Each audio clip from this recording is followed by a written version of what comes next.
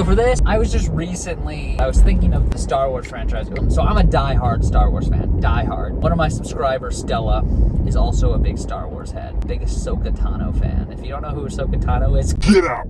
No, it's okay. A lot of people don't know who she is. But I wanted to talk about it. I thought I needed to discuss, because I'm someone who loves all the Star Wars movies. Even the bad ones. Even ones that just aren't that good.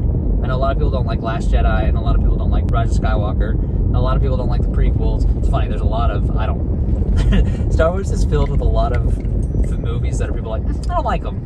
But yet it's still like one of the biggest franchises ever. I love the old movies, or the original, the OG 3. But I grew up on the newbie 3, the prequel 3. Well, I watched all the animated Clone Wars. Series finale of the Clone Wars animated series was great. The Mandalorian is great. I actually really like Solo. It's kind of ridiculous. Like the Darth Maul thing at the end of Han Solo is dope as hell. I love Emilia Clarke. I love her. I'm glad she's alive and well working for Mr. Darth Maul. Darth Maul, that's the thing I think too, that twist is really, really cool in Solo, but it kind of means nothing if you don't watch the Clone Wars or read the books or comics or whatever like that. If you're just the movies, you're like, what?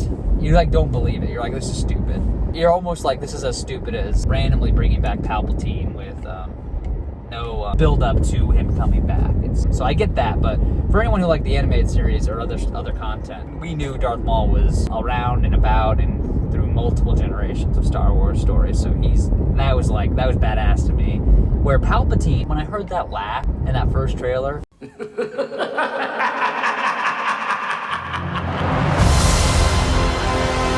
I was so excited. I said, oh my God, yes. That's the thing about Star Wars, which is, eventually you just got to accept. The villains don't really die.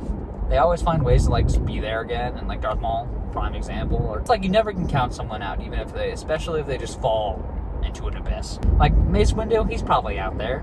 Jedi go jumping off buildings, at least in the animated series.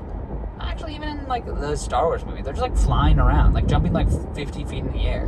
So it's you're telling me, yeah, he got electrocuted, and yeah, he got his hand cut off, but Mace Windu getting shot out a window, he's probably one of the strongest Jedi, because don't get it twisted, he defeated Palpatine right there.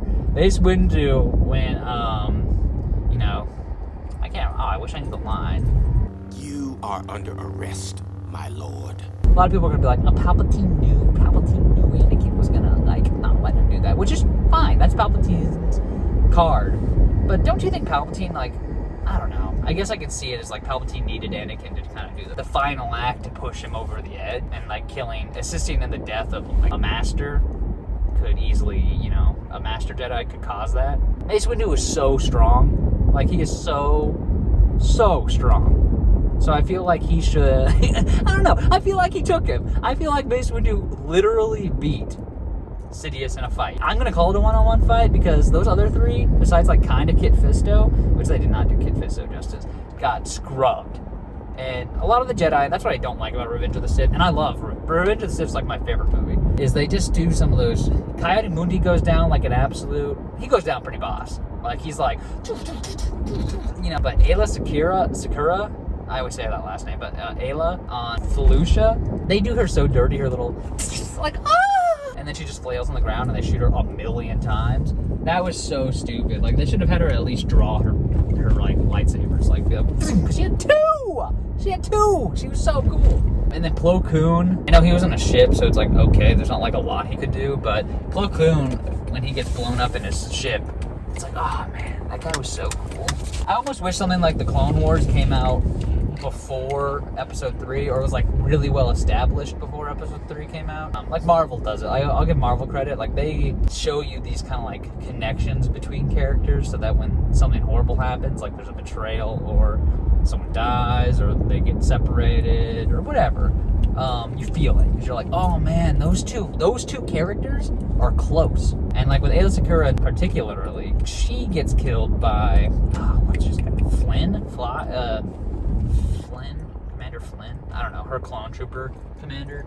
When she gets killed by him, those two have episodes in the Clone Wars where they are just tight as hell and really good friends, and so it's that, don't feel that at all. And Cody with Obi-Wan, and You know, all the Jedi had like little commanders to them, and I wish George Lucas was able to like make it so those lined up better. Like I would be okay waiting longer for Episode 3 if there was a bunch of middle stuff. And I think that's not really his fault. Back then, franchises weren't really built like the Marvels or DCs of the world, where it's like, oh, you can have this little sub pocket or a TV show on HBO Max or on Disney Plus that explains details of other things while you wait for this other big finisher movie to happen. I would have loved for the prequel trilogy to be kind of like made now, like with the way like streaming services, so he could have really built out that universe. I think they're doing great with The Mandalorian, all that kind of stuff. The thing is with Rise of Skywalker is I just think when Sidious laughs and I was so excited because I was like, oh yes, bring him back, like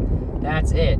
And then I didn't realize, I got caught up in it, which is what they wanted, because you know the movie was a lot of fan service, which, you know, I appreciate fan service, but I realized that was just a total cover because they weren't hinting at that at all. There was no hint Sidious was there. You know, you had Snoke and that was it. And then Snoke just got like so quickly by Kylo. But my only like saving grace, like for really, really being okay with Sidious coming back, and the name of this, like Rise of Skywalker, I had a feeling it was going to talk more about Kylo, which if that was the rise, it wasn't much of a rise. He got like one good moment, got thrown into a hole, and that was about it. That trilogy, I don't know if it's because of the person in charge of Lucas. I've read stuff that it is, like does not like the prequels very much.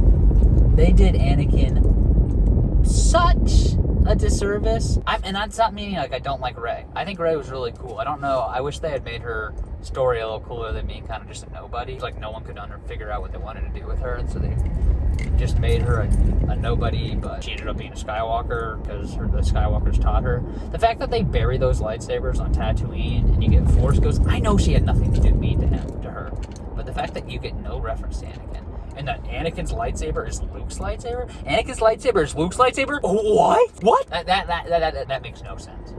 Luke's lightsaber is green. He loses his father's lightsaber when he gets his hand cut off in Bespin, in the Cloud City, a city in the clouds that gave me my crew. And then makes a lightsaber, which when you gotta think, when you make it, that's yours. And then for some reason we don't see that at all with him. He doesn't have that, I guess. Throughout the entire movies, they just reference like that's Luke's. Hell no, it isn't. It is Anakin's. That Force Ghost thing could have been so much cooler. Star Wars universe has already made a basis that Force Ghosts can be physical, like, objects and physically grab things in that movie. In that movie, Luke grabs the lightsaber. Yoda in the other movie lifts a thing up so they can interact with the real world. The fact that they don't materialize in physical form, get all those people here, they would have done it, cameo form, to where then they could all mesh into Rey. I don't care. They don't need a fight. I'm not saying they all needed to have a big fight. That didn't need to be a fight, though. It didn't need to be Palpatine for the third time in a row, fourth time in a row, just screaming power and shooting lecture bolts. That's badass. He can do it every once in a while, but that shouldn't be his go-to move. In Episode 3, he threw down. He did a twirled and then, killed 3 dudes. That needed to be an epic fight that got close to rivaling Anakin versus Obi-Wan or Qui-Gon and Obi-Wan versus Darth Maul. The whole prequel or sequel trilogy needed better fights. I'm sorry. I like good fights, and they just weren't even close to as cool as the other ones.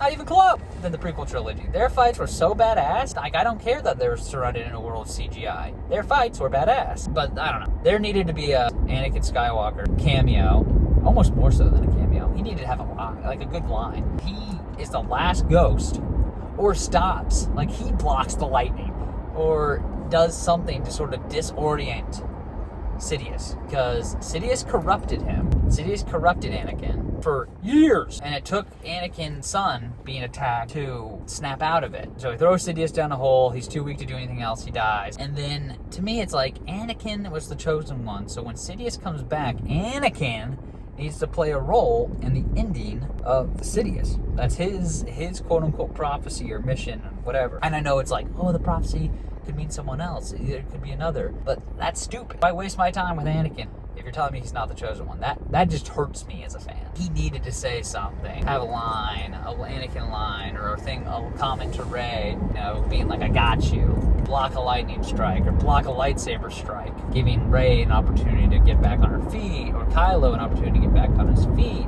Kylo and Anakin would have been a nice thing. And then, boom, then he goes into fight mode, and it can end. And I would have been so much happier with that movie. I still think it would have been kind of forced, because Palpatine wasn't built up at all. Say what you will about George Lucas, but at least his movies had a through line. You understood the Skywalker family is important. There's an enemy that is uniform throughout the entire thing. That's the thing.